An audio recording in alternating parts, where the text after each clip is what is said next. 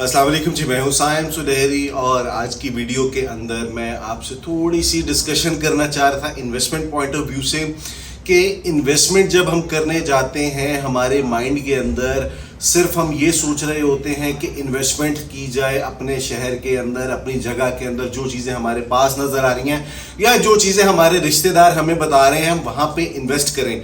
हालांकि एक चीज़ होती है इन्वेस्टमेंट करते हुए देखी जो जाती है, वो ये देखी जाती है कि आप इन्वेस्टमेंट कर रहे हैं पैसा गेन करने के लिए।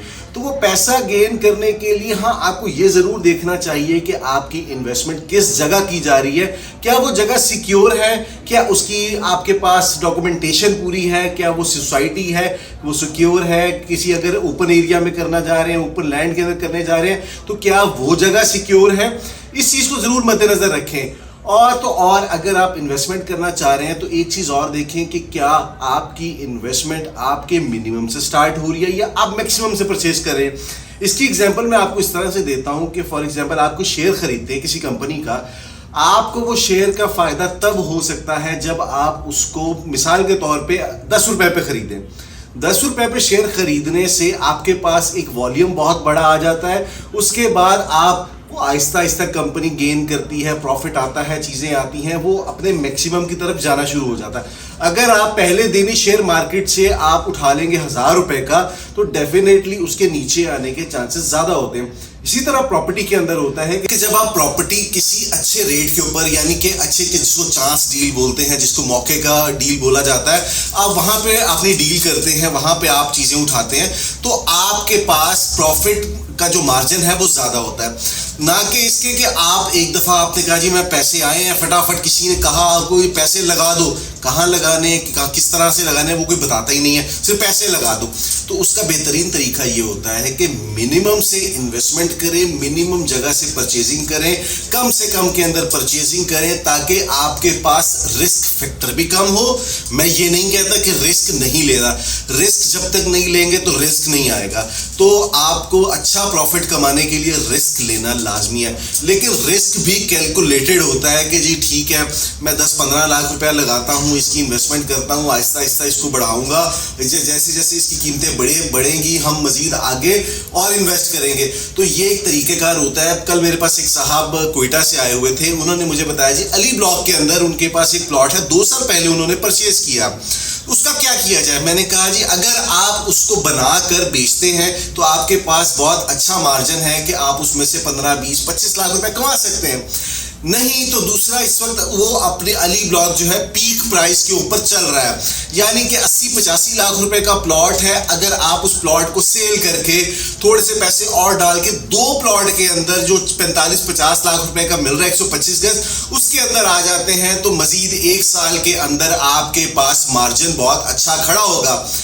मोस्ट प्रॉब्लली इस वक्त चांस है कि अली ब्लॉक के रेट अपने मैक्सिमम से थोड़ा नीचे भी आए, थोड़ा ऊपर जाए, यहीं पे आसपास घूमते रहेंगे, लेकिन इससे ज़्यादा की वैल्यू इसकी नहीं हो सकती क्योंकि ये अपने पीक के ऊपर 125 गज 80-85 लाख रुपए, मैं कहता हूँ इससे ज़्यादा मिलना नामुमकिन है।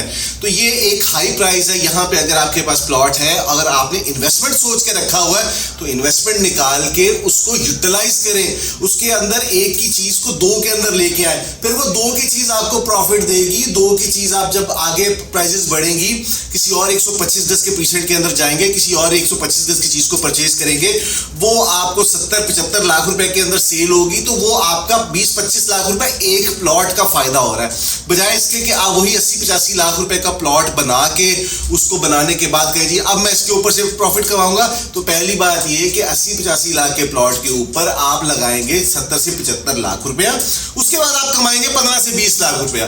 तो ये एक कैलकुलेटेड, जिसको कहा जाता है कि कैलकुलेशन करके काम करना, वो इसी तरह से किया जाता है कि हम अपनी इन्वेस्टमेंट जब करते हैं तो माइंड से ये चीज़ निकाल दें कि हम दूसरे शहर के अंदर जा रहे हैं या हम यहाँ नहीं जाएंगे, हम वहाँ नहीं जाएंगे। जब हम इन्वेस्टमेंट करते हैं तो हम ये सोचे समझे बगैर करते हैं कि हमने यहाँ पे कि कोई हमारे रिश्तेदार कह देते हैं कि जी नहीं यहाँ नहीं लेना, ये बहुत दूर है।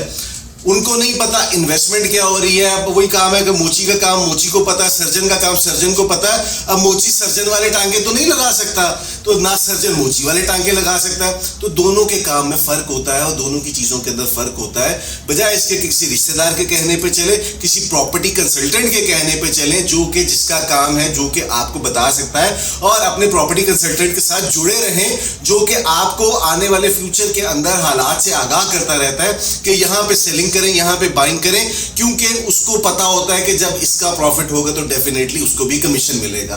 तो ये कुछ टिप्स थी जो मुझे देनी थी आपको इन्वेस्टमेंट पॉइंट ऑफ व्यू के हवाले से।